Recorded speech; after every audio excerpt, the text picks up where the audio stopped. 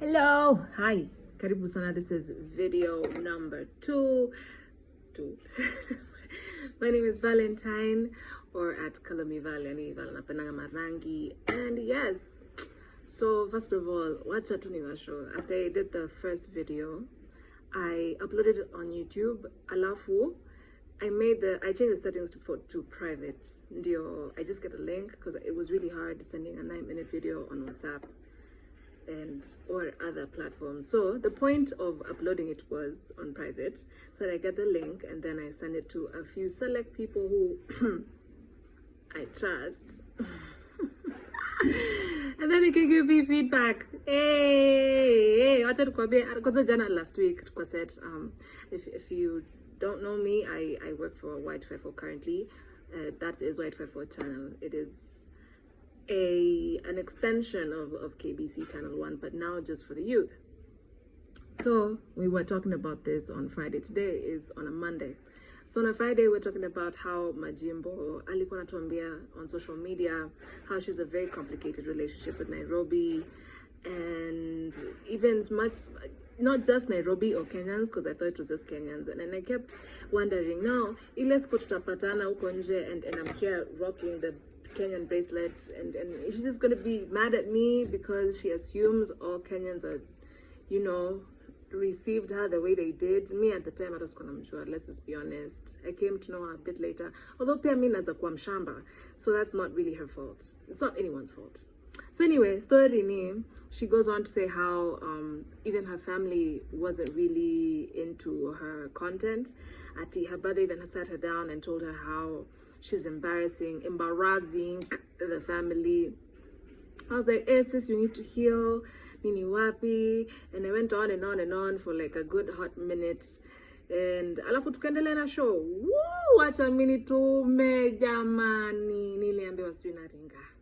Sijui naambiwa muongea sijui aje. Ay. Nijikute. Anyway, now that's that done. Well, alright, so what's been going on? Yesterday, gosh, tumeongea kama tulikuwa tumeongea jana. Last video tulikuwa tumeongelea just opening up, telling you I'm a survivor of gender-based violence and all these things. But today we'll be going in and out of a lot of things, but sini story tu tutasikia. So currently nasoma ingine kitabu. Okay, it's giving me difficulty juni ebook. I really prefer my books physical. Kitu naweza funguanye fanya hivi, but yes, it's a 357 page book, so I am not willing to start looking for it right now. So since nishatumiwa, wacha tu ni do my best, but it's a lot. It's a lot, but it's about boundaries, and I am so grateful for the person who sent it to me. So this particular book in Ongelea, things that we should, the stages in life basically. So from years old, woo,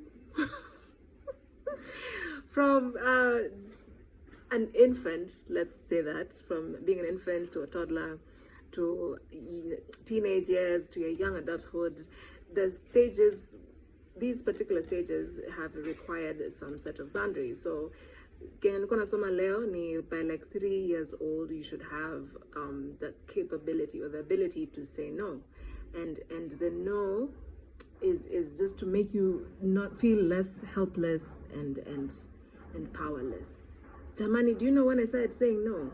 I think when my late 20s. That's when I finally realized, hey, I can say no. Like what you're asking of me, I don't have to do, especially if it's infringing on my personal either beliefs, or you're just giving me extra work for no reason. You're just unloading your own responsibilities. I can say no. And this is something someone at 3 years old is learning, as in it's just ridiculous. That just goes to show, because if you have had a very difficult childhood, and teen, I guess, or young adulthood, then boundaries is very, very difficult. And they are not lying. They are not lying. The things I'm learning about myself, and they go, where? Yani, so now my boundaries na mtoto sijui ako na miaka ngapi, sijui mbona ziko same but ziko same. So there's that. I am learning. I am learning that. I'm really learning. Where.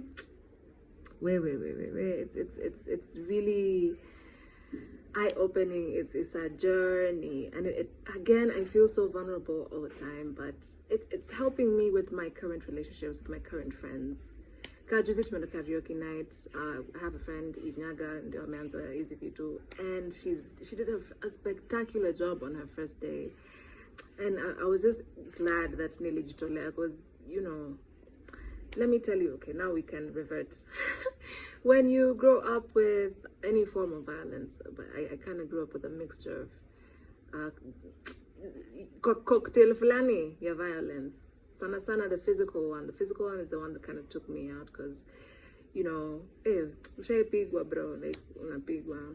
Yeah. So every time I have a situation or I am supposed to relate with someone, I care about this person, I can see this person genuinely cares about me, but nikiwa na shida, my first reaction is not to reach out, it's to retreat.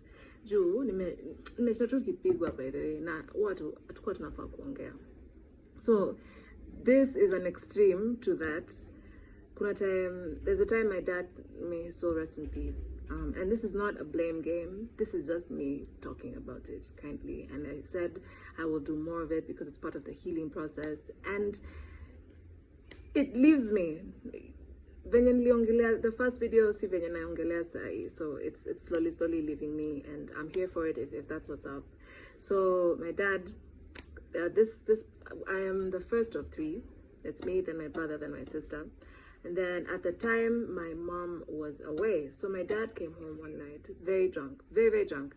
So alikuja, and at the time, alikuwa na, let's say, okay, wacha niendelee tuna story, and then we'll get to that part later. So he comes home drunk, and then for some reason, he does not have his keys. So baadaye ndio nikakuja kujua, I think he was having a situation with my mom, and my mom was away, so the next person was me to take out frustration on. So he's there upset that I've taken his keys, anaanza na ujue nimekaa hapo vizuri sana nafanya homework kwa room. Aya, nimekujiwa, jamani nilipigwa. Ushaipigwa na mtu amelewa. Alafu hiyo time alikuwa na gym, so alikuwa mbigi. Nilipigwa. My God, I'll never forget that beating, because I literally, the house manager at the time, house manager at the time, nilienda hadi nikampigia magoti, like, please don't let this man kill me, like, guy, please usikubali. So eventually he gets tired, like, see ati realized the error of his ways, he's just exhausted, like, he's beaten me, he's exhausted, so he goes to sleep. And then I cry, and then she turns to, alikuwa aitwa Catherine turns to my wounds a bit. Alafu sini mimi nalala, wacha nirudi shule kwanza. He beat me so bad, I think I got cut, the one that you could see, I got cut over here. Alafu at that time, sijui there was a musician mwenye alikuwa anapenda kuweka ka bandage hapo nika swag hivi. Wacha nichekwe, guys, kids can be mean. They laughed at me so much, but it was better than telling them the truth. Nililimwa. Na hata nimepigwa juu hata kitu sielewi, juu mimi natoa wapi funguo za mtu shwali. Haya, niende class, sijafanya homework, why juu nilikuwa napigwa. Acha nipigwe tena. As in, it was just so much. Hadi, I think the only peace I had ilikuwa hiyo transition, like after school, just before home. Hiyo ndio ilikuwa napata amani. Yes, so here I am. Nimetoka shule, nimepigwa ×2. Nimechekwa na watu. All in the meantime, siwezi ambia kile nimehappen. So I go home dreading. Sasa kesi gani tena nitapatwa nayo? So he comes home, my dad, remorseful, I found my keys. I'm like, okay. Nilimwangalia tu, like, now what? What is this? What kind of, what? What? Yes, okay. So that, as an adult, has made it very hard for me to, okay, I'm coming out of it, yes, but it's made it very, very hard for me to say no to things, to speak my mind when I have a problem. Like I told you, nilikuwa accident. Like for 2 weeks, I didn't tell nobody. In fact, I've lost so much weight because nilikuwa tunakaa kwa nyumba nashindwa kupika na nashindwa kusonga jamani, and it was just, and all I had to do was tell people, yo guys, I'm not okay, because when I actually started now telling people, they actually came to take care of me, which was a surprise. Thank you guys, I love you. Anyway, so things I am learning about myself now, and things about boundaries and knowing when to let good things in, pia ni boundary. And that is very refreshing for me, because I always just used to leave everything out. The bad and the good just stay out. I just want to be by myself.